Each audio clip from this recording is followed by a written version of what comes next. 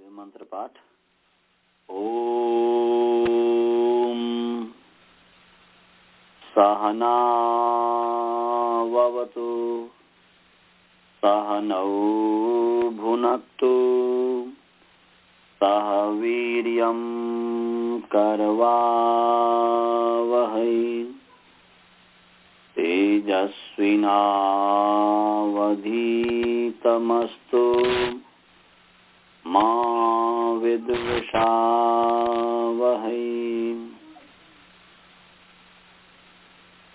ओम शांतिः शांतिः शांतिः।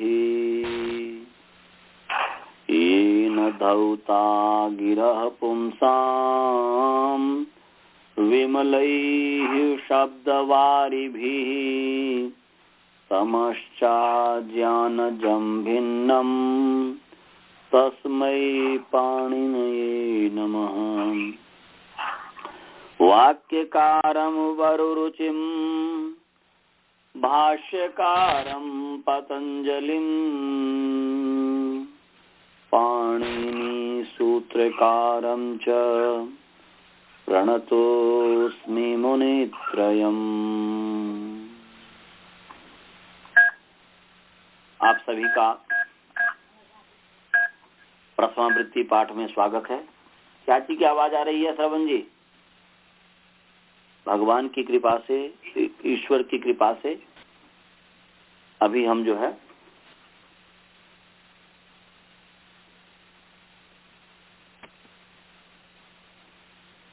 प्रारंभ कर रहे हैं। प्रथमावृत्ति प्रारंभ कर रहे हैं।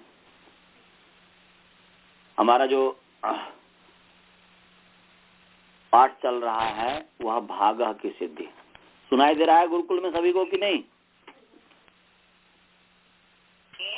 सुनाई दे रहा है? मेरी आवाज जा रही है आपको? चलिए जी। तो भागः की सिद्धि हम कर रहे हैं, जिसका अर्थ है सेवन करना या सेवा। भज धातु है सेवायाम, सेवा अर्थ में। भ्वादिगण की धातु है, अनुदात्त धातु है, अर्थात अनुदात्त के कारण अनिट हो जाता है। और स्वरितित धातु है, जिसके कारण उभयपदी आत्मनिपद परस्मैपद दोनों में चलता है। भजन की उपदेशे जननासिक से संज्ञा। अनुनासिक किसको कहते हैं? मुखनासिका वचनोनासिक। मुख सहित नासिका से जो चार्यमान वर्ण है उसका नाम अनुनासिक है। तो भज में अनुनासिक कैसे है? तो प्रतिज्ञानुनासिक क्या? पाणिनीय। पाणिनि के शिष्य के प्रतिज्ञान का विषय है कि कहाँ अनुनासिक है और कहाँ अनुनासिक नहीं है। तो भज में जकार उत्तरवर्ती आकार अनुनासिक है और इसलिए उसकी संज्ञा है। और इस संज्ञा होने से तस्य लोपः, तस्य तो लोपः, तस्य इस संज्ञकस्य स्थाने लोपः स्यात्। तो वह लोपादेशात् लोपा हो गया। लोप क्या है? दर्शनम लोपः। प्रसक्तस्य दर्शनम लोप संगम स्यात्। तो लोप हो गया, तो भज हो गया। अब भज की धातु संज्ञा है भूवादे धातुवः से। भू प्रभृतयः वा सदृशाः शब्दाः धातवः भवन्ति। क्रिया वचनाः भ्वादयः धातु संज्ञास्युः। क्रियावाची जो भ्वादि है उसका नाम धातु है। तो भज की धातु संज्ञा हो गई, क्रियावाची है। और फिर धातु संज्ञा होने से धातु का अधिकार चला। उस धातु के अधिकार में जो है भाव में घई प्रत्यय हुआ, धातु अर्थ में।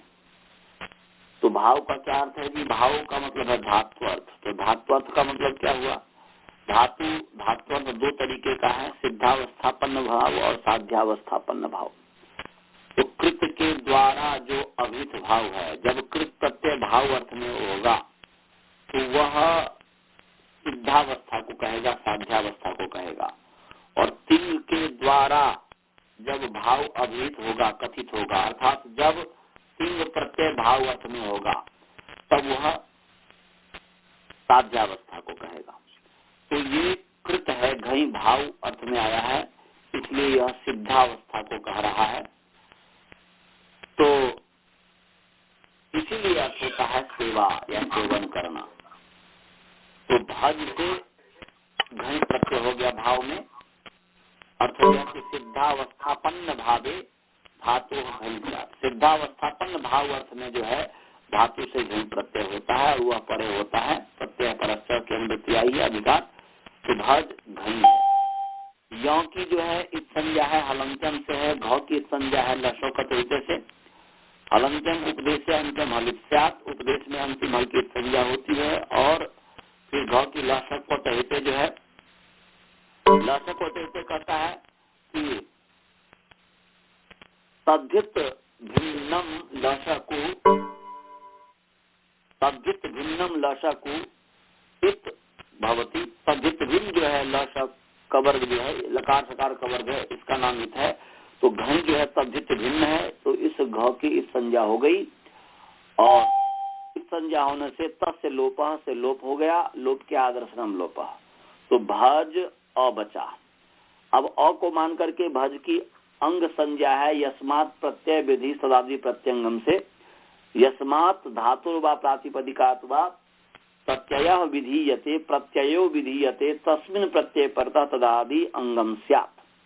जिस धातु या प्रातिपदिक से प्रत्यय का विधान किया जाता है उस प्रत्यय के परे रहते तदादि की अंग संज्ञा होती है। तो यहाँ पर भज धातु से घई प्रत्यय का विधान किया गया है, उस घई प्रत्यय के परे रहते भज जो तदादि है उसकी अंग संज्ञा हो गई। तदादि माने तस्य आदि, तदादि उस प्रकृति का आदि, उस धातु का आदि, भ वह आदि अवयव है जिसका भज का, वह भज की अंग संज्ञा हो गई। तदादि का दो समास, तस्य आदि तदादि और तदादि आदि यश सोपी तदादि। इसके आधार पर यह एक भी समास कर सकते हैं, तत्प्रकृति रूपम आदि यश सोपी तदादि स तदादि। तो वह आद्यंत वदे कस्मिन एक में आदि अंत के समान व्यवहार ले लेंगे। जब आदि का काम होगा तो आदिवत व्यवहार करेंगे, जब अंत होगा तो अंतवत करेंगे। उस पर हमने उदाहरण दिया था कि जिसके पास एक ही पुत्र हो तो वही बड़ा है वही छोटा है। इसी तरीके से जब यही आदि और यही अंत, तो भज तदादि की अंग संज्ञा हुई। अंग संज्ञा होने से अंगस्य का अधिकार चला, उस अंगस्य के अधिकार में अत उपधाया, अत उपधाया, इससे धकार उत्तरवर्ती आकार की वृद्धि होती है। तो यहाँ पर हमने बताया था कल कि अत उपधाया, अतः जो षष्ठी विभक्ति है, उपधाया भी षष्ठी विभक्ति है, एक वचन है, और अंगस्य का अधिकार चल रहा है। अंगस्य जो है विशेष्य है और यहाँ पर जो है अत उपधाया, ये जो सॉरी क्या मैं बता दिया, अत उपधाया जो है अंगस्य, अंग के अवयव। तो यहाँ पर आकार की वृद्धि करनी है तो ये अंगस्य विशेषण बन गया, गलत उल्टा में बोल दिया, अंगस्य विशेषण बन गया और अतः उपधाया जो है ये विशेष है। तो अंगस्य में षष्ठी है, षष्ठी होने से षष्ठी का अर्थ है संबंध। तो यहाँ पर कौन सा संबंध है, तो संबंध का मतलब है कि यहाँ पर अंग का उपधा के साथ जो संबंध है वह अवयव अवयवी भाव संबंध है। तो इसलिए अर्थ हो गया कि अंग के अवयव उपधा, ऐसा अर्थ हो गया। उपधा का क्या अर्थ है कि अलुन्त्यात पूर्व उपधा, अंत्यात अलह पूर्व यो अल, तो उपधा स्यात्। अंतिम अल से पूर्व जो अल है, अर्थात अंतिम अल से पूर्व जो वर्ण है उसका नाम उपधा है। तो अंतिम अल है ज भज, उससे पूर्व है भकार उत्तरवर्ती अकार, उसका नाम उपधा हो गया। तो इसलिए अंग के अवयव उपधा। अब उपधाया हमें भी षष्ठी है, षष्ठी। अब यहाँ पर ये विचार करना है, चिंतन करना है कि उस षष्ठी का जो संबंधी है उपधा है और आकार है, अत है, तो उसके साथ उपधा और अत के साथ इस षष्ठी का कौन सा संबंध है। तो यहाँ पर अवयव अवयभाव तो संबंध है नहीं, तो यहाँ पर आकार ही उपधा है, इसीलिए यहाँ पर स्वरूप संबंध है, अभेद संबंध है। स्वरूप संबंध भी कहेंगे, अभेद संबंध भी कहेंगे। तो अभेद उपधा और अ दोनों, जो उपधा है वही अ है, जो अ है वही उपधा है, इसलिए अभेद संबंध है, स्वरूप संबंध है। इसलिए अर्थ हो गया कि अंग के अवयव उपधा, अंगस्य अवयवस्य उपधायाः, उपधायाः या उपधा भूतस्य, ऐसा ऐसा कर दीजिए, अंगस्य अवयवस्य उपधा भूतस्य अकारस्य, माने अंग के अवयव उपधा भूत अकार, भूत माने स्वरूप, उपधा भूत आकार, इतना अर्थ हो गया। अब अतः में षष्ठी है, अतः में जो षष्ठी है अब यहां से चलेगा, इससे पहले तक हमने क्या बोल रहे हो? अंग के अवयव उपधा रूप आकार के भूत आकार, दोनों कह दो, रूप कह दो भूत कह दो, एक ही चीज है। अंग के अवयव भूत उपधा आकार ऐसा कहो, या अंग के अवयव रूप उपधा आकार, मतलब एक ही है, क्योंकि स्वरूप है ना जी, स्वरूप संबंध है दोनों में, समझ गए?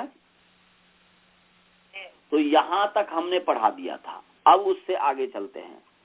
अतः में भी षष्ठी है, तो अब यह है यहां पर अतः में षष्ठी है, तो इस अतः का जो सबसे पहले षष्ठी का संबंधी कौन है इसको खोजो। अतः में जो षष्ठी है इसका संबंधी कौन है? तो इसका संबंधी तो अत है, उपधाभूत जो अत है वह संबंधी है, और दूसरा जो इसका संबंधी है वह है वृद्धि, ऊपर से जो वृद्धि की अनुवृत्ति आ रही है, मृज वृद्धि से जो वृद्धि की अनुवृत्ति आ रही है वो वृद्धि है संबंधी। तो अब यह है कि उपधाभूत जो आकार है उसको वृद्धि होता है, तो यहां पर अब प्रश्न ये है कि यहां पर आकार का उसके साथ क्या संबंध है? क्या आकार अवयव है वृद्धि का? क्या आकार स्वरूप है वृद्धि का? नहीं है। शब्द का शब्द के साथ संबंध ही क्या हो सकता है? या तो अवयव अवयवी भाव होगा, या स्वरूप संबंध होगा, यही सब होगा, और क्या होगा? तो न ये स्वरूप संबंध है, न ये अवयव अवयवी भाव संबंध है। तो यहाँ पर जब कोई संबंध निर्धारित नहीं है तो वहां पर अब जो है षष्ठी स्थानीय योगा परिभाषा आ जाएगी। अब निकालिए षष्ठी स्थानीय योगा, षष्ठी स्थानीय योगा सूत्र निकाल लीजिए। मैंने अभी नहीं निकाला है, परंतु मैं पढ़ा देता हूं, आप सभी लोग निकालिए। षष्ठी स्थानीय योगा निकाल लिया। एक एक कितना नंबर है? 48। बहुत सुंदर। षष्ठी स्थानीय योगा 1-1-48 है, 48 है। निकाल लिए आप सभी? अनंत जी आप निकाल लिए? जी निकाल लिया सर। राज भल्ला जी, जय जी, बेनू जी, सबके पास अष्टाध्यायी होना चाहिए। इसका व्याख्या ग्रंथ नहीं होना चाहिए, इसको ध्यान रखेंगे। व्याख्या ग्रंथ आप सामने रख रहे हैं, इसका मतलब चोरी कर रहे हैं। चोरी नहीं करना है, भगवान को सामने रखना है, भगवान हर जगह है। अष्टाध्यायी मूल रखना है, नहीं तो यदि व्याख्या देखने में लग जाएंगे तो व्याख्या में ही बुद्धि लग जाएगी, और आपको अपने आप अंदर जो ऊहा होना चाहिए उस अर्थ करने का वो नहीं हो पाएगा। तो चलिए, षष्ठी स्थानीय योगा ये हमने निकाल लिया। षष्ठी स्थानीय योगा, षष्ठी ईकारांत स्त्रीलिंग, षष्ठी शब्द प्रथमा विभक्ति एक वचन है। स्थाने अकारांत नपुंसक लिंग स्थान शब्द सप्तमी विभक्ति एक वचन है। और अयोगा आकारांत स्त्रीलिंग अयोगा शब्द सब प्रथमा विभक्ति एक वचन है। पदच्छेद समझ गए जी?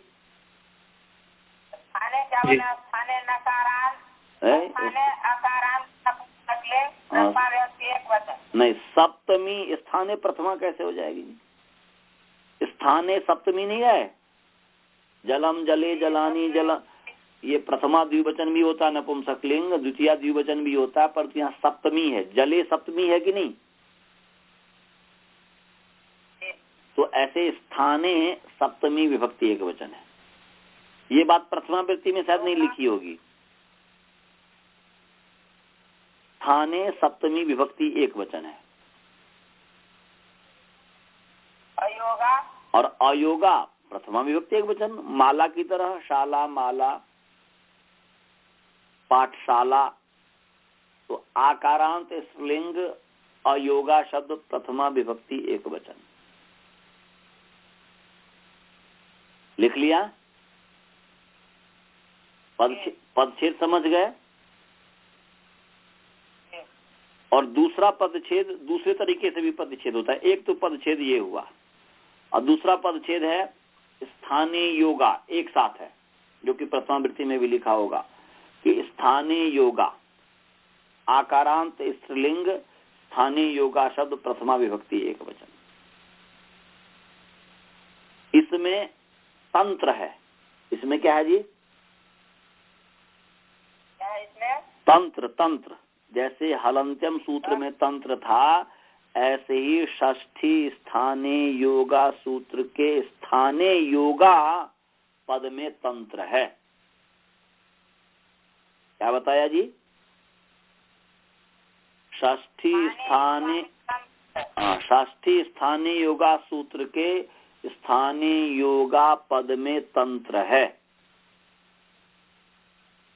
समझ में आया? तो तंत्र किसे कहते हैं, याद है? बता सकते हो तंत्र किसका नाम है? अनेक अर्थों को बोध कराने वाला। ठीक है, माने वो आप जो है शब्द एक है परंतु अनेक अर्थों को जो बोध कराए। हमने बताया था सकृत उच्चारितत्वे सति अनेकार्थ बोधकत्वम तंत्रत्वम। क्या बताया था जी?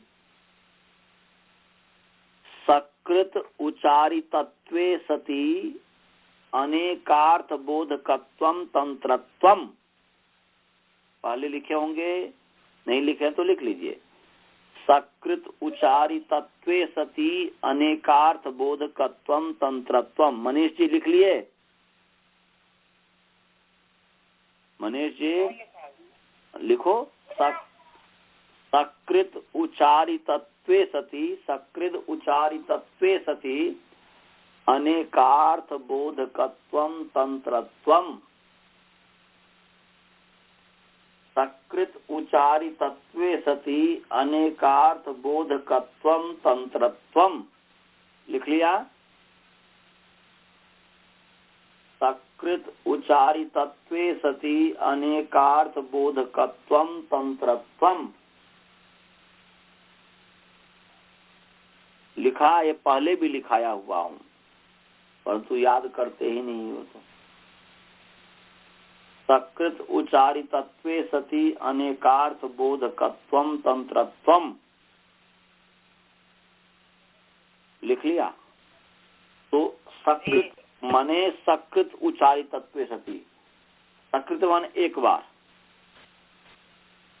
उच्चारितत्व माने उच्चारित के होने पर, माने एक बार उच्चारित होने पर या उच्चारित के होने पर अनेकार्थ बोधकत्वम, अनेक अर्थों के बोधक का होना, तंत्र का होना है तंत्रत्वम। माने एक बार हमने शब्द उच्चारण किया परंतु उस शब्द से अनेक अर्थ का जब बोध कराने की भावना रहती है, जब आचार्य की या किसी वक्ता की, तो कहते हैं कि उस वक्ता ने उस शब्द में तंत्र कर दिया है। तंत्र माने जैसे लोग जादू कर दिया है, तो इसमें जादू कर दिया है, एक शब्द से दो अर्थों को बताना चाह रहा है। तो यहाँ पर षष्ठी स्थानीय योगा में जो षष्ठी स्थानीय योगा है, इससे दो अर्थ बताना चाह रहे हैं। इसमें वक्ता ने भगवान पाणिनि जी, महर्षि पाणिनि जी, परम पूज्य भगवान पाणिनि जी ने एक सूत्र पढ़ा स्थानीय योगा, षष्ठी स्थानीय योगा में स्थानीय योगा एक पद पढ़ा, परंतु हम जो समझेंगे उसको दो बार पढ़ देंगे। स्थानीय योगा, स्थानीय योगा, तो एक स्थानीय योगा का पदछेद हो जाएगा स्थानीय सप्तमी विभक्ति एक वचन, और अयोगा प्रथमा विभक्ति एक वचन, और दूसरा स्थानीय योगा भगवान ने पढ़ा, उसको कहेंगे स्थानीय योगा प्रथमा विभक्ति एक वचन। उसमें अलुप्त सप्तम्यंत निर्देश है, सप्तमी विभक्ति का लोप नहीं हुआ है। स्थानीय सप्तमी है, उसमें सप्तमी विभक्ति का लोप नहीं हुआ है, तो अलुक माने अलुक सप्तमी है, सप्तमी का लोप नहीं हुआ है, लुक नहीं हुआ, लुक माने लोप, तो सप्तमी का लोप नहीं हुआ है। तो स्थानीय योगा आकारांत स्त्रीलिंग स्थानीय योगा शब्द प्रथमा विभक्ति एक वचन, और दूसरा जो है स्थानीय अकारांत नपुंसकलिंग स्थानीय सप्तमी विभक्ति एक वचन, और अयोगा आकारांत स्त्रीलिंग अयोगा प्रथमा विभक्ति एक वचन। और स्थानीय और अयोगा में संधि हो गई है। स्थानीय और अयोगा शब्द में जो है ए बन गया है। एक सूत्र है अष्टाध्याय में, इंग पदांता दति। क्या सूत्र है जी? इंग पदांता दति। तो वो कहता है इंग पदांता दति, कहता है कि पदांतात इंग, पद के अंतिम अंत जो एंग माने पद के अंतिम जो ए ओ, तो यहाँ पर स्थानीय पद है, उसके अंतिम में है ए, उससे के बाद में यदि अकार होगा तो पूर्व ए और पर अ को मिलाकर के ए बन जाएगा, तो स्थानीय योगा हो जाएगा। उसमें ए में अ मिला हुआ है, इसी को दिखाने के लिए आजकल एक प्रचलन चल पड़ा है कि एस का चिन्ह दे देते हैं, जिसको अवग्रह कहते हैं कि भाई इसमें अ मिला हुआ है। ये प्राचीन परंपरा नहीं है, ये अर्वाचीन है, आजकल की परंपरा है। प्राचीन में ऐसा नहीं था। इसीलिए आप बोलेंगे कैसे, तो हम भगवान पतंजलि जी का जब महाभाष्य पढ़ते हैं तो सप्तम अध्याय जब मैंने पढ़ा था, तो सप्तम अध्याय में एक भ्यसोभ्यम सूत्र है, वहां पर कहते हैं भ्यसः अभ्यम इति छेदः, और भ्यसोभ्यम, तो भ्यसः अभ्यम इति छेदः, दो तरीके से छेद कर रहे हैं, पद छेद माने भ्यसः अभ्यम भी कर रहे हैं और भ्यसः भ्यम भी कर रहे हैं, दो तरीके से पद छेद कर रहे हैं। तो इसी से पता चलता है कि यदि ये प्राचीन होता तब तो अभ्यम ही होता, भ्यम कहने की आवश्यकता ही नहीं थी। भ्यसोभ्यम में भ्यम ऐसा अभ्यम कहना ही नहीं चाहिए था, क्योंकि एस यदि उसमें चिन्ह होता तो पता ही चल जाता अपने आप साक्षात कि भाई अ इसमें मिला हुआ है, तो भ्यसः अभ्यम। फिर यहाँ पर ये कहने का कि भ्यसः अभ्यम भी पद छेद हो सकता है और भ्यसः भ्यम भी हो सकता है, ये भगवान पतंजलि जी का कहना व्यर्थ हो जाएगा। तो वो व्यर्थ होकर के सिद्ध करता है कि व्यर्थ भगवान पाणिनि या पतंजलि इत्यादि जितने भी हमारे ऋषि हुए हैं, ब्रह्मा से लेकर के जैमिनी मुनि पर्यंत तक, उनके एक भी वर्ण अनर्थक नहीं है। तो इतना बड़ा कैसे भगवान पतंजलि जी जो कहते हैं कि भ्यसः अभ्यम कैसे अनर्थक हो सकता है? तो इससे साबित हो जाता है कि ये एस जो चिन्ह है, अवग्रह जो चिन्ह है, वह अर्वाचीन है, प्राचीन नहीं है। तो ऐसे ही षष्ठी स्थानीय योगा में दो तरीके से पद छेद हो सकता है, एक हो जाएगा स्थानीय अयोगा और दूसरा हो जाएगा स्थानीय योगा। तो अब चलिए, अब इसका अयोगा और षष्ठी स्त्रीलिंग है, तो स्त्रीलिंग का स्त्रीलिंग के साथ मिला दीजिए। षष्ठी जो है विशेष्य है और अयोगा जो है विशेषण है। समझ में आया जी? श्रवण जी, मनीष जी, नित्यानंद जी, सुबोध जी, सभी को समझ में आया? अयोगा विशेषण है, षष्ठी विशेष्य है। क्या बताया?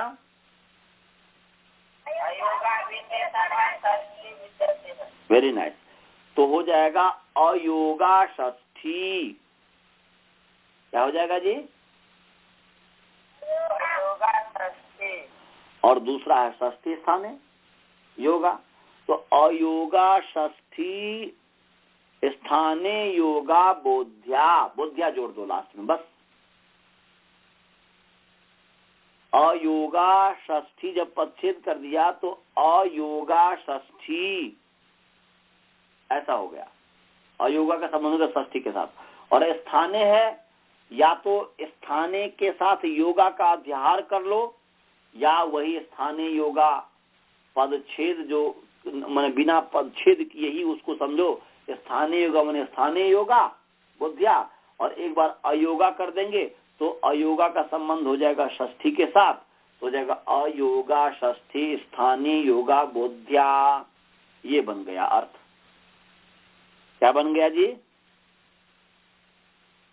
अयोगा षष्ठी स्थाने योगा बोध्या। अयोगा षष्ठी स्थाने योगा बोध्या। क्या बन गया अर्थ जी? बोध्या। बोध्या बो में ओकार बो, अध य संयुक्त आकार ध्या। हाँ जी। अयोगा षष्ठी स्थाने योगा बोध्या।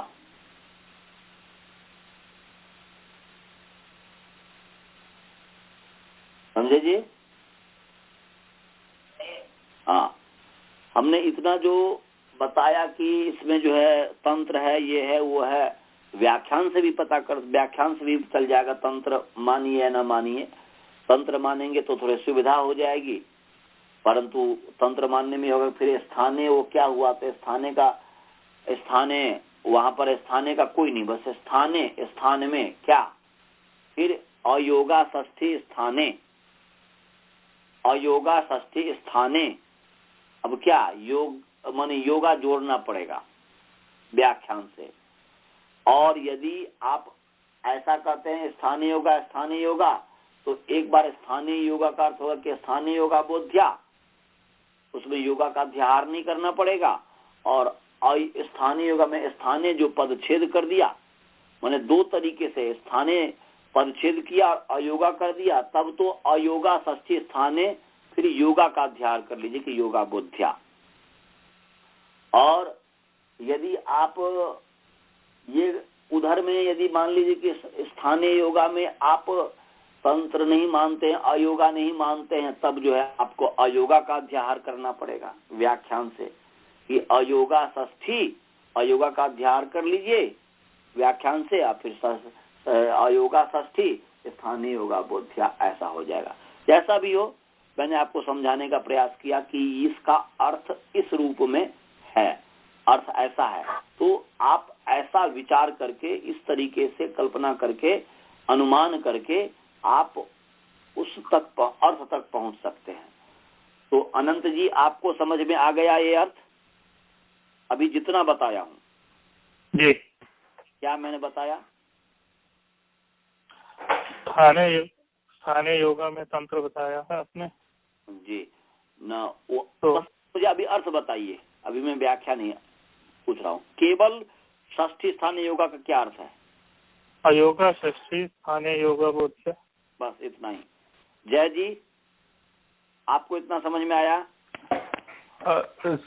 थोड़ा कठिन है समझने के लिए, बट आपने जो बताया वो I think I can understand. मेरी दुविधा ये है कि जो आपने बताया तंत्र यहाँ लगता है, ऐसे अगर मैं पूरा अष्टाध्यायी में देखने जाऊं तो कहाँ तंत्र लगता है वो मुझे अगर किसी ने नहीं बताया तो मुझे कभी नहीं पता चलेगा। वो एक अलग चीज है, वो तो एक अलग चीज है कि कहाँ तंत्र। आप जैसे मान लीजिए षष्ठी स्थानीय योगा हमारे गुरु जी पढ़ाते समय थोड़े हमें बताया कि तंत्र है, ये तो मैं अपने ऊह से बता रहा हूँ। हमने जब सिद्धांत कौमुदी जब पढ़ा, जब सिद्धांत कौमुदी सब पढ़ने के बाद सिद्धांत कौमुदी पढ़ा, और सिद्धांत कौमुदी पढ़ते समय हमारे सिद्धांत कौमुदी के ऊपर जो बाल मनोरमा टीका और तत्वबोधिनी टीका है, तो हमारे सिद्धांत कौमुदी पढ़ाने वाले गुरुजी और उसके बाद मनोरमा तत्वबोधी पढ़ाने वाले गुरुजी दोनों एक ही थे। उनका नाम था मनसा राम जी। वो हरिद्वार में एक विद्यालय है, भगवान दास महाविद्यालय, वहाँ के वह पूर्व में प्रिंसिपल रहे हुए हैं, आचार्य रहे हुए हैं। जब रिटायर हो गए थे तो मैं वहाँ परिभाष चंद्रशेखर, अभी वर्तमान में जो डॉक्टर भोला झा जी हमारे गुरु जी हैं, जो परिभाष चंद्रशेखर हमें पढ़ाए, तो और लघु चंद्रशेखर पढ़ाए और प्रौढ़ मनोरमा के ऊपर शब्द रत्न टीका, इतना उन्होंने डॉक्टर भोला झा जी ने हमें पढ़ाया। और उसी के साथ में सिद्धांत कौमुदी मनसा राम जी से, जो उन्हीं के गुरु जी जो थे स्कूल वाले गुरु जी, तो उनसे जो है पढ़ने के लिए जाया करता था। तो पढ़ते समय ये हमें अचानक ध्यान में आया कि इसकी हम ऐसी व्याख्या कर सकते हैं। उससे पहले मुझे ध्यान में नहीं आया था, लेकिन मैं महाभारत से पढ़ लिया हुआ था। तो कब व्यक्ति के ध्यान में आ जाए, तो हमें जो ध्यान में आया कि हम इसको इस तरीके से अर्थ करेंगे तो विद्यार्थी को सहूलियत होगी, जल्दी समझ में आएगा। वैसे केवल रट्टा मरवा दे कि अनिर्धारित संबंध विषय स्थान होगा बोध्या, कैसे ये अनिर्धारित संबंध का सत्य, जब पता कैसे चला तो अचानक मुझे जो है ये ध्यान गया। इसलिए ऐसे रूप में हम आपको बता रहे हैं। तो ऐसे जब आप विद्वान बन जाएंगे, पढ़ने लग जाएंगे, तो आपकी स्वयं अपने आप में ऊहा आ जाएगी। इसलिए उसकी चिंता नहीं करनी है। अभी हम जो बता रहे हैं उसको समझने का कोशिश कीजिए। ठीक है। तो अगर मैं प्रथमावृत्ति के आधार पर ही जैसे है वैसे ही समझने की कोशिश करूं और उसका अर्थ में निकालते जाऊं, और अगर बाद में उसके बाद कोई दूसरा जैसे सिद्धांत कौमुदी है या कोई बाल मनोरमा है या फिर काशिका है, कोई भी दूसरा पुस्तक ग्रंथ का रेफरेंस करूं, तो ऐसे हो सकता है जैसे आप बता रहे हैं कि यहाँ पे ऐसा अर्थ निकालना चाहिए, तो ऐसी 2 या 3 पॉसिबिलिटी जो भी हो सूत्र के अर्थ निकालने में सिद्ध हो सकती है। हाँ जी, अर्थ में गलती नहीं होनी चाहिए। अच्छा, अर्थ में जो मैं अर्थ बता रहा हूँ, चाहे वह सिद्धांत कौमुदी में हो, चाहे प्रथमावृत्ति में हो, चाहे महाभाष्य में हो, चाहे काशिका में हो, अर्थ यही है जो मैं बताने जा रहा हूँ। अच्छा। उसको समझाने की तरीका अलग अलग हो सकती है। अच्छा। पद्धति अलग अलग हो सकती, मतलब हम अलग तरीके से समझाते हैं, काशिका अलग तरीके से समझाएगा। अच्छा, तो प्रधानता तो सूत्र की अर्थ में ही है, दूसरे में नहीं। हाँ, मैंने अर्थ को देखना है, अर्थ में भेद नहीं होना चाहिए। अच्छा। अर्थ में अंतर नहीं होना चाहिए। अच्छा, समझ गया। हाँ, तो ये है। मुझे ये समझाने में सहूलियत लगा कि इसके माध्यम से आप कभी जिंदगी में नहीं भूलेंगे, कि जैसे मैं कभी नहीं भूलूंगा मरते दम तक, अगले जन्म में भी नहीं भूलूंगा। तो ये जो है, इसलिए मैं आपको इस तरीके समझा रहा हूँ कि स्थानीय योगा में अयोगा भी मान लीजिए और एक बार स्थानीय योगा भी मान लीजिए। तो अयोगा मानेंगे तो अयोगा का संबंध षष्ठी के साथ हो जाएगा, तो अयोगा षष्ठी स्थानीय योगा बोध्या। या मान लीजिए आप तंत्र नहीं भी मानते हैं तो केवल ऐसा कर लीजिए स्थाने अयोगा, तो अयोगा षष्ठी स्थाने, फिर क्या स्थाने क्या योगा संबंध हो जाएगा कि स्थानीय योगा बोध्या योगा का अध्ययन कर लीजिए, ये हो जाएगा। तो अभी बस मैं इतना ही जानना चाह रहा हूँ कि जो मेरे मुख से निकला कि अयोगा षष्ठी स्थानीय योगा बोध्या, इतना आप समझे कि नहीं कि क्रम से ऐसा रखना जो है। हाँ जी, समझ गया। हाँ बोलिए। तो ये दोनों जो पक्ष किए आपने, उन दोनों का एक ही अर्थ निकाला है, अयोगा षष्ठी स्थानीय योगा बोध्या। 2 अर्थ निकाल दिया ना जी। जब हमने पदच्छेद किया तो अयोगा कर दिया, तो अयोगा का संबंध कर दिया षष्ठी के साथ। हाँ, तो मतलब अयोगा षष्ठी स्थानीय योगा बोध्या। हाँ, मैंने अयोगा का संबंध कर दिया षष्ठी के साथ, और स्थानीय है, और उस स्थानीय में जो है या तो आप मान लीजिए कि आप तंत्र नहीं करना चाहते हैं, मत कीजिए, कोई ऐसी बात नहीं है, परंतु अयोगा ही पदच्छेद कीजिए। अयोगा पर कहीं न कहीं आपको अयोगा पदच्छेद करेंगे तो अयोगा का संबंध षष्ठी के साथ हो जाएगा, तब आपको स्थाने है उसमें योगा का अध्याहार करना पड़ेगा। या मान लीजिए वहां पर आप अयोगा नहीं संबंध, आप वहां छेद नहीं करते हैं, परिच्छेद नहीं करते हैं, स्थानीय योगा ही समझते हैं, तब यहाँ पर अयोगा का अलग से अध्याहार करना पड़ेगा। तो वो तब अयोगा का अध्याहार जो आप करेंगे उसको अध्याहार करने में मुश्किल है, कैसे हुआ तो नहीं समझ में आएगा, परंतु योगा का अध्याहार करने में कोई मुश्किल नहीं है, क्योंकि अयोगा का संबंध भी इसके साथ। अब स्थानीय योगा में योगा पढ़ाई हुआ, इसी तरह योगा का अध्याहार कर लो। जो पहला था स्थाने योगा का, तो अयोगा षष्ठी स्थाने, उसमें योगा जोड़ दिया और बन गया अयोगा षष्ठी स्थानीय योगा हो गया। जी, यही अर्थ है। दूसरे में हमने अयोगा को अलग से लगाया। अलग से लगाया, आपको व्याख्यान से लगाना पड़ेगा, उसमें जो है, हाँ, उसमें द्रविड़ प्राणायाम करना पड़ेगा। उसके बाद से वही लगाना पड़ेगा, षष्ठी स्थानीय योगा हो गया। बस, हाँ, बस अयोगा का अलग से लगाना पड़ेगा और उसका संबंध षष्ठी के साथ करना पड़ेगा। अयोगा षष्ठी स्थानीय योगा बोल दिया, करना पड़ेगा, वही अर्थ में अंतर नहीं है, आप जैसे भी कीजिए, अर्थ एक ही है, अर्थ में कोई अंतर नहीं। यही मैंने पूछा। हाँ, अर्थ में कोई अंतर नहीं। तो अब आचार्य जी, हाँ, ये अर्थ की बात करें तो पाणिनि के सूत्र में जो अर्थ है उसमें एक ही अर्थ है, कैसे भी देखे पर एक ही अर्थ हो सकता है, इतना गारंटी है क्या? देखिए, व्याकरण प्रक्रिया में तो एक ही अर्थ होगा, व्याकरण प्रक्रिया में एक ही अर्थ होगा, उसके माध्यम से जो कहना चाहता है वही कहा जाएगा, परंतु सूत्र जो होता है, सूत्र का लक्षण हमने भूमिका में सब पढ़ा दिया हुआ है। आप यदि शायद रिकॉर्ड हो तो आप सरलतम विधि का देख सकते हैं, आपके पास जाता होगा। तो सूत्र किसे कहते हैं, तो हमने उसमें बताया हुआ है कि अल्पाक्षर संदिग्धम सारवत विशतो मुखम अस्तूभम अनवद्यम च सूत्रम सूत्र विदो विदु। सूत्र किसे कहते हैं, तो जिसमें अल्प अक्षर हो और संदिग्ध, जिसमें कोई संदेह नहीं हो, जो सार रूप में हो, निस्तार नहीं हो, सार रूप में हो, और विशतो मुखम, जिसका मुख सब ओर हो।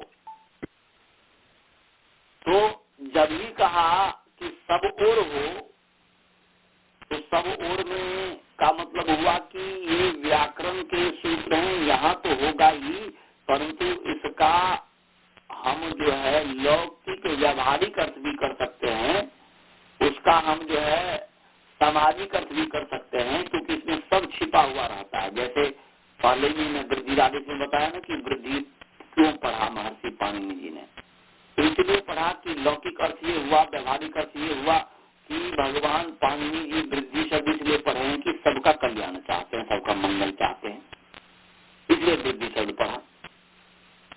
तो ये व्यावहारिक अर्थ हो गया ना जी, ये लौकिक अर्थ हो गया। ऐसे ही मैं जो अर्थ निकालता हूँ उसका, देखिए मैं क्या, वृद्धिरादेश अदिन गुण इको गुण वृद्धि और न धातुलोपार्धात के, इसका मैं लौकिक अर्थ क्या निकालता हूँ, इसका लौकिक अर्थ में निकालता हूँ कि देखो वृद्धि आदेश, यहाँ पर वृद्धि जो कह रहे हैं, तो भगवान पाणिनि जी ये सूत्र के माध्यम से ये भी कहना चाह रहे हैं कि मानव जीवन का लक्ष्य होना चाहिए बढ़ना। तो अब मानव जीवन का लक्ष्य बढ़ना है, तो व्यक्ति बढ़ेगा कैसे, आगे कैसे बढ़ेगा, तो अदयी गुण, वह तभी बढ़ेगा जबकि वह अपने जीवन में गुण लाएगा। बिना गुण के, बिना एट्रीब्यूट्स के उसकी वृद्धि हो ही नहीं सकती है। तो जब गुण आ गया तो क्या हो गया, इको गुण वृद्धि।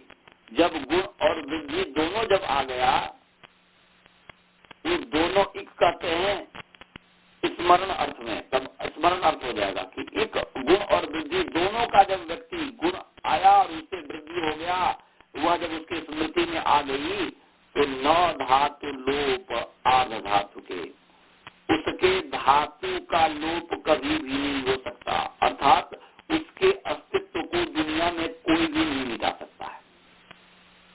उसका अस्तित्व सदा है। जिसने भी अपने जीवन में गुण को अपनाया, चाहे वह राम हो चाहे वह कृष्ण हो, वैसे सामान्य रूप से थोड़ा मोड़ा गुण सबके अंदर होता है, बुराई सबके अंदर होता है, परंतु इस समाज में जो अधिक से अधिक परमात्मा के गुणों को अपने जीवन में अपना करके परमात्मा के समान हो जाता है, ब्रह्म के समान हो जाता है, उसका जीवन में दुनिया का कोई भी व्यक्ति लोप करना चाहे तभी भी लोप नहीं कर सकता।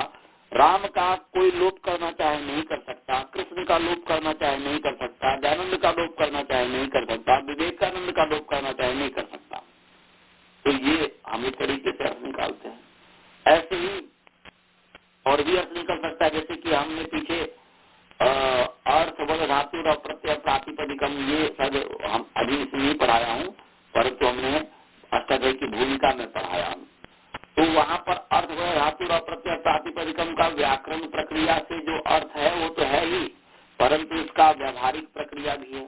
वहाँ पर क्या कहना चाह रहे हैं, क्या हो सकता है उसका अर्थ, तो बता रहे हैं। प्रश्न किसी ने किया, बहिरालाप किया, किसी ने क्वेश्चन पूछा कि कीदृग धीर वचो ब्रूते को रोगी कष्ट नास्तिक कीदृग चंद्रम न पश्यति तत्सूत्रम पाणिनिर्वद। इसका मतलब हुआ कि कीदृग धीर वचो ब्रूते, धीर जो व्यक्ति है, विद्वान जो व्यक्ति है, वह किस तरीके के वाणी को बोलता है। को रोगी, रोगी कौन है। कष्ट नास्तिक, नास्तिक कौन है। और कीदृग चंद्रम न पश्यति, कौन सा किस प्रकार का चंद्रमा दिखाई नहीं देता। तब सूत्रम पाणिनिर्वद, वह पाणिनि का सूत्र आप बतलाओ। तो वहां पर उसका उत्तर है अर्थ वद धातु और प्रत्यय प्रातिपदिकम। इसका मतलब हुआ कि अर्थवत, ये जो पहला क्वेश्चन था कि कीदृग धीर वचो ब्रूते, धीर व्यक्ति कौन सी किस तरीके की वाणी को बोलता है, बोलते अर्थवत, वह अर्थवान वाणी को बोलता है, सार्थक वाणी को बोलता है, कभी निरर्थक वाणी नहीं बोलता। को रोगी, रोगी कौन है, बोलता अधातु, जिसके शरीर में धातु नहीं है, जो अपने वीर्य की रक्षा नहीं करता, सीमन रोबा की रक्षा नहीं करता, जो ब्रह्मचर्य का पालन नहीं करता, वही रोगी है इस दुनिया में। और कष्ट नास्तिक, नास्तिक कौन है, तो अप्रत्यय, प्रत्यय कहते हैं विश्वास को, जिसको विश्वास नहीं है, किसके ऊपर, ईश्वर के ऊपर विश्वास नहीं है, ईश्वर के संविधान वेद के ऊपर विश्वास नहीं है, वही जो है नास्तिक है। और कीदृग चंद्रम न पश्यति, ऐसा कौन सी चंद्रमा है जो नहीं दिखाई देता, तो बताया प्रातिपदिकम, पदम पदम इति प्रतिपदम, प्रतिपदम प्रातिपदिकम। प्रतिपद का जो चंद्रमा है, अर्थात अमावस्या के पश्चात जो प्रतिपदाएं आती है, वो जो चंद्रमा है वह उस दिन प्रतिपदा के दिन जो चंद्रमा है वह दिखाई नहीं देता। आप देख लीजिए कैसा इसमें अर्थ निकाल दिया। तो विश्वतोमुखम, सूत्र उसी का नाम है जिसका चहुओर प्रतिभा हो, सब ओर जिसका मुख हो, तो इस तरीके से है। परंतु व्याकरण की प्रक्रिया का अर्थ तो चाहे कोई भी करे वही होगा। समझ आया जी? जय जी। हाँ समझ में आया। मैं म्यूट था, अनम्यूट करने में थोड़ा देर लगी। अच्छा, और कोई प्रश्न? अभी तो नहीं। हमारे ये एक मेरा पर्सनल ओपिनियन ये है कि अर्थ समझने में और अर्थ की ये सारे अष्टाध्यायी के सूत्र की अर्थ जो है वो समझने में बहुत ही प्रिकॉशन और केयरफुली निकालना चाहिए, या तो फिर दोष हो सकता है, हमें पता ही नहीं चलेगा दोष हो रहा है। हाँ, तो स्वाभाविक है, वो तो निकालना ही चाहिए बहुत ही सावधानी से। तो यही है ना कि इसीलिए स्वयं नहीं हो सकता, जब तक गुरु से नहीं पढ़ेगा तो नहीं आ सकता है। क्योंकि इसमें जो है हम जैसे मान लीजिए प्रथम वृत्ति पढ़े, प्रथम वृत्ति पढ़ने कुछ पता नहीं चला, महावासिका भी पढ़ लिया, ये पढ़ा वो पढ़ा वो पढ़ा, सब पढ़ने के बाद जो निर्मित अर्थ है उस निर्मित अर्थ को भी आपको बताऊंगा कि प्रथम वृत्ति में यहाँ ये दिखाया ठीक नहीं है, सिद्धांत कौमुदी में ये दिखाया ये ठीक नहीं है, इत्यादि इत्यादि। बीच में कितने बारी प्रसंग आ सकता है। तो कहने का अभिप्राय है कि ये जो निर्मित अर्थ है वह निर्मित अर्थ हम बताते हैं, आप पढ़ लिख लेंगे।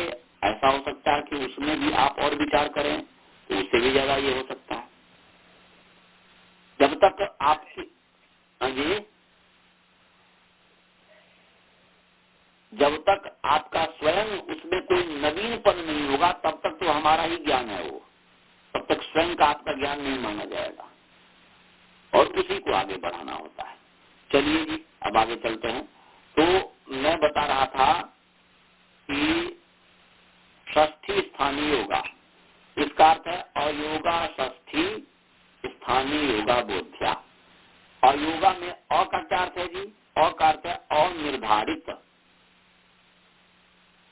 अ का क्या अर्थ है जी? अ का लक्षण है अनिर्धारित। अ का मतलब है अनिर्धारित और षष्ठी का मतलब है संबंध। तो अनिर्धारित संबंध विशेषा षष्ठी, ये हो गया अयोगा षष्ठी का अर्थ। अयोगा, अ माने अनिर्धारित, योग माने संबंध और षष्ठी माने षष्ठी। तो अनिर्धारित संबंध विशेषा षष्ठी, ये अयोगा षष्ठी का अर्थ हुआ। क्या अर्थ हुआ जी बालबोध जी? अनिर्धारित संबंध विशेषा षष्ठी स्थानीय योगा बोध्या। अब पूरा ये अर्थ हो गया। अनिर्धारित संबंध विशेषा षष्ठी। अयोगा में अ का लक्षण है अनिर्धारित में और योगा माने संबंधा। तो अनिर्धारित संबंध विशेषा षष्ठी स्थानीय योगा बोध्या। लिख लिया? अब ये पूरा अर्थ हो गया। अयोगा षष्ठी स्थानीय योगा बोध्या का पूरा जो अर्थ हुआ वह हो गया अनिर्धारित संबंध विशेषा षष्ठी स्थानीय योगा बोध्या। लिख लिया? क्या लिखा?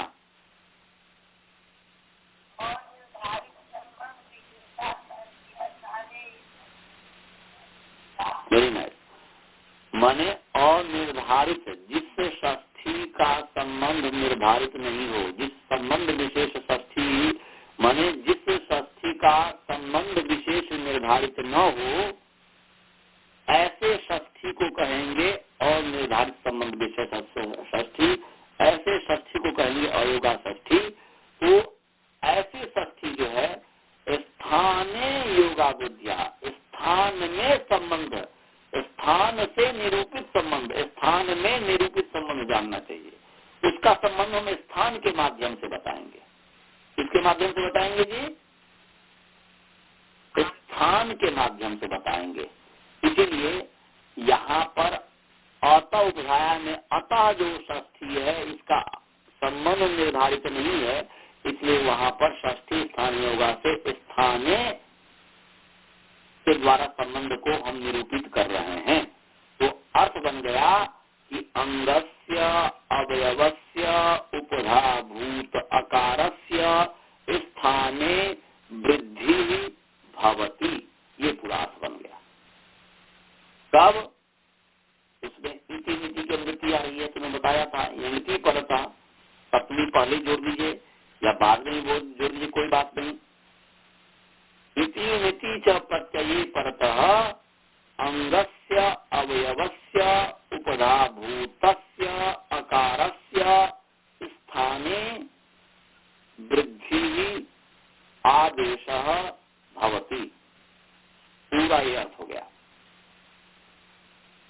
प्रथम वृत्ति में जो अर्थ होना चाहिए पूरा अर्थ हमने बता दिया। समझिए? अंगस्य अवयवस्य अंगस्य अवयवस्य उपधाभूतस्य अकारस्य स्थाने वृद्धिर्भवति इति नीति च प्रत्यये परतः। ये सब ये जो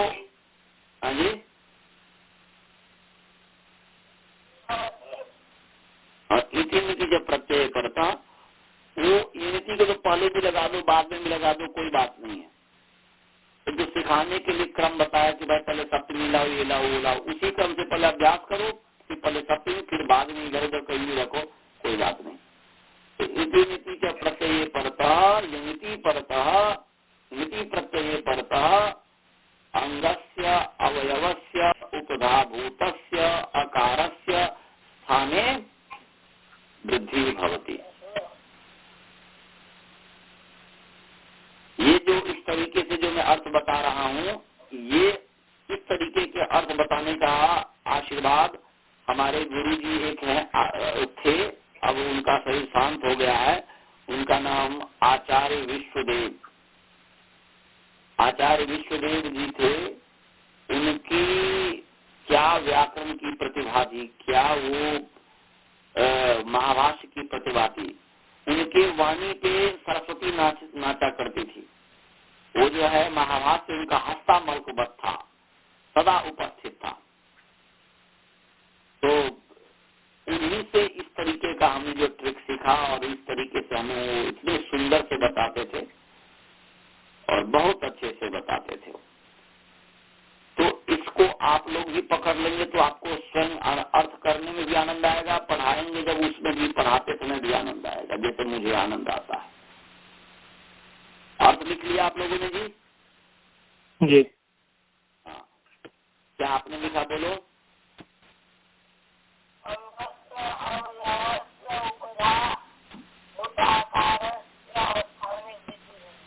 उपता भूत से, जब अलग अलग मैंने षष्ठी बताया तो उपता भूत से कर दो। उपता भूत अकार से भी कहा तो कोई गलत नहीं है, परंतु उपधा भूत से अकार से ऐसा भी कर सकते हो।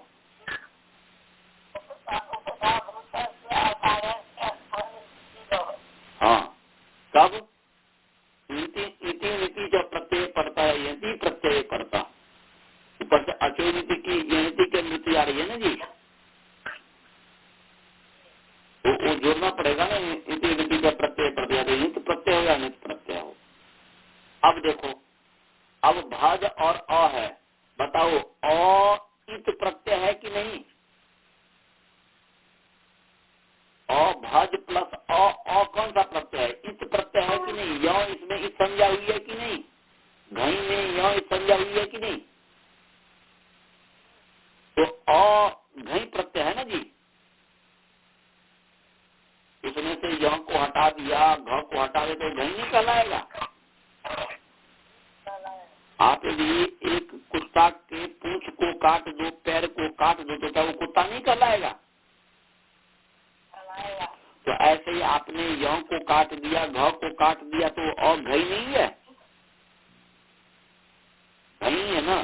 तो ये भज प्लस अ जो है तो अ इत है कि नहीं? और इत प्रत्यय परे है, तो इत प्रत्यय के परे रहते अंग जो भज है उसका अवयव जो उपधाभूत अकार जकार पूर्वोत्तर, जकार से पूर्वोत्तरवर्ती जो आकार है, जकार पूर्ववर्ती जो आकार है, उस आकार उपधाभूत आकार के स्थान में वृद्धि आदेश हो गया। तो अब वृद्धि क्या है? तस्नीय हुआ तो उत्तर है वृद्धि आदेश। आदेश बस इतने ही यहाँ पर वृद्धि आदेश का काम है। ये वृद्धि किसे कहते हैं? तो वृद्धि आदेश। आदेश का नाम वृद्धि है। वृद्धि किसका नाम है जी? हाँ, तो आयु का नाम वृद्धि है। आदेश वृद्धि से आप तो अब अ को क्या हो तो आ आई औ तीन वर्ण है, तीन में से कोई एक वर्ण करना है, या तो आ करना है या ऐ करना है या औ करना है। इन तीनों में से कौन सा करें? तो इसके लिए परिभाषा आती है स्थानांतरतमः। क्या परिभाषा आती है जी? स्थानांतरतमः ये परिभाषा आती है। और स्थानांतरतमः का मतलब क्या है ये हम जो है आपको कल बताएंगे और इस पर विचार कीजिएगा। आगे कौन सी परिभाषा आती थी इस पर बताओ। स्थानांतरतमः प्रथम अध्याय पहला पाद का सूत्र है, 55 या 50 नंबर कोई सूत्र है, देख लीजिएगा कितना नंबर। 50 नंबर सूत्र है, 49 नंबर 49 नंबर सूत्र है जी। तो स्थानांतरतमः है, तो इसका हम विशेष व्याख्या कल बताएंगे कि स्थानांतरतमः का क्या अर्थ होगा। आचार्य जी उपधा का क्या अर्थ होता है?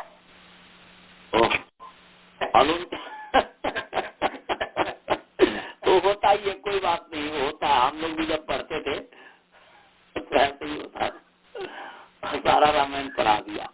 अलुंत्यात पूर्व बुधा क्या बता रहा बताओ। अंतिम अल से अंतिम वर्ण से पूर्व वर्ण है, उसका नाम उपधा है।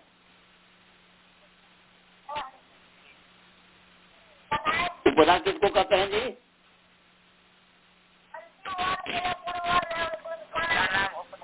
तब तो हो गया। तो भ में और ज से जो अंतिम वर्ण है उससे पूर्व में अवर्ण है कि नहीं, उसका नाम उपधा है। बहुत सुंदर।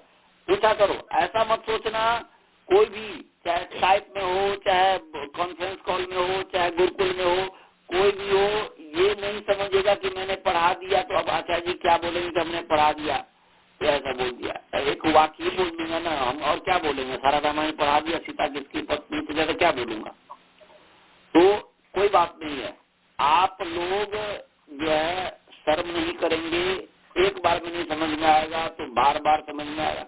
क्या है ना कि वो है ना कि वो क्या है दोहा जी कि करत करत अभ्यास के, करत करत अभ्यास के जड़मत होत सुजान और रसरी आबत जात के शिल पर निशान। पत्थर पर जब निशान हो सकता है तो हम लोग पत्थर थोड़े हैं, हम लोग तो आत्मा है ना जी, हम लोग चेतन है, हमारे अंदर में हर कुछ है। यस्मिन विचासाम यजुंसी यस्मिन प्रतिष्ठिता रचना भाविवारा यस्मिन चित्तम सर्वमोतम प्रजानाम तन्मे मना शिव शंकर। इस हमारा जो मन है, हमारे मन के अंदर ऋग्वेद सामवेद यजुर्वेद अथर्ववेद संपूर्ण ज्ञान विज्ञान भरा पड़ा है। बस उसको केवल उद्भूत करने की आवश्यकता है, उसको केवल प्रकट करने की आवश्यकता है।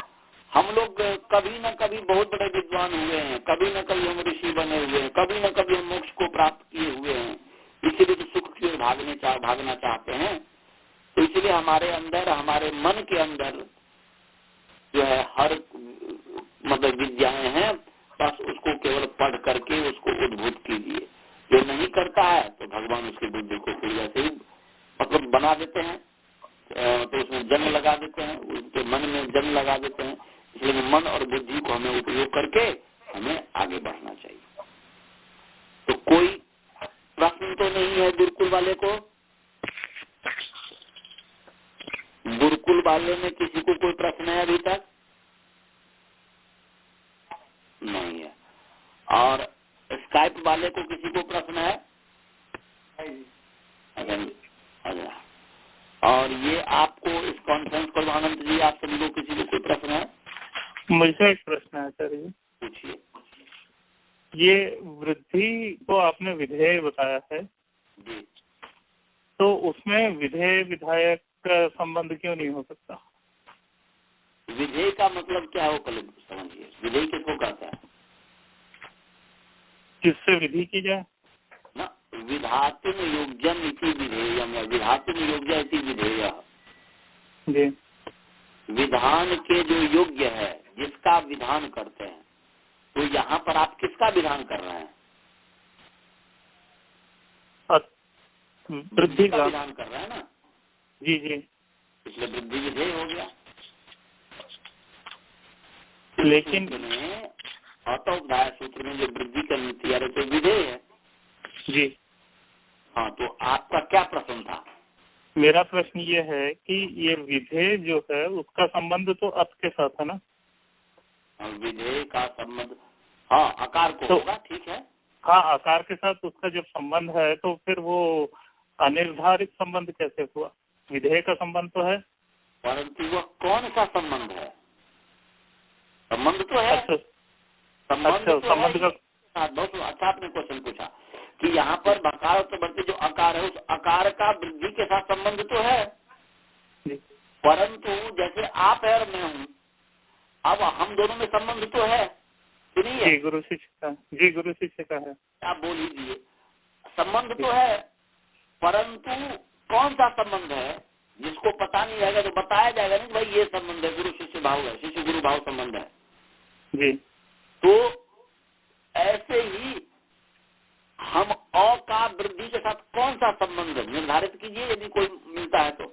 यहाँ तो गुरु शिष्य भाव है, शिष्य गुरु भाव है, परंतु वहाँ पर क्या संबंध हो सकता है? विचार कीजिए। संबंध तो है ही, क्योंकि अ और वृद्धि दोनों संबंधी है, संबंधी में ही संबंध होता है, दोनों में संबंध है, तो वह कौन सा संबंध है बताइए?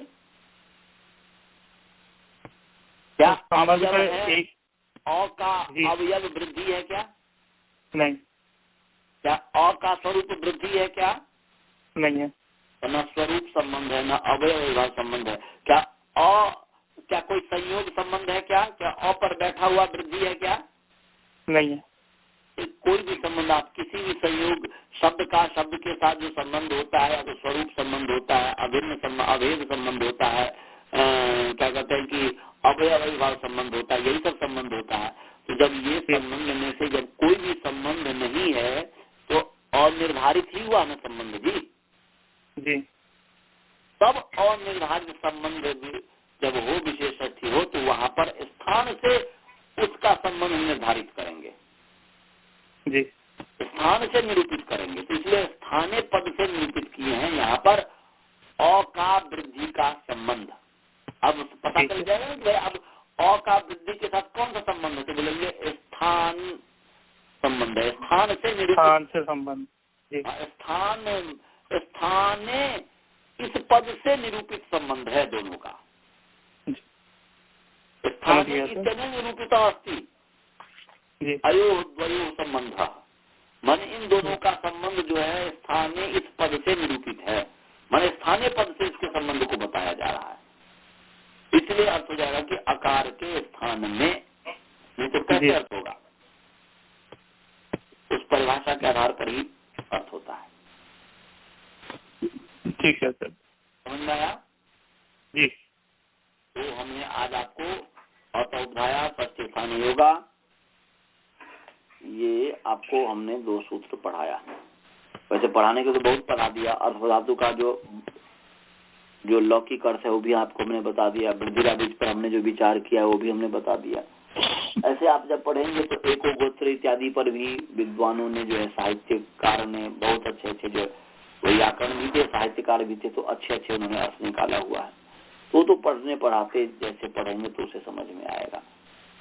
तो परंतु व्याकरण की प्रक्रिया में तो भी व्याकरण पढ़ाना है, अन्य दूसरी चीज थोड़े पढ़ाना है। और किसी को कोई प्रश्न तो नहीं है? अब मंत्र पाठ करें। ओम पूर्णमदः पूर्णमिदं पूर्णात् पूर्णमुदच्यते पूर्णस्य पूर्णमादाय पूर्णमेवावशिष्यते। ओम शांति शांति शांति। राजभल्ला जी आप काटेंगे नहीं? नमस्ते आचार्य। नमस्ते आचार्य।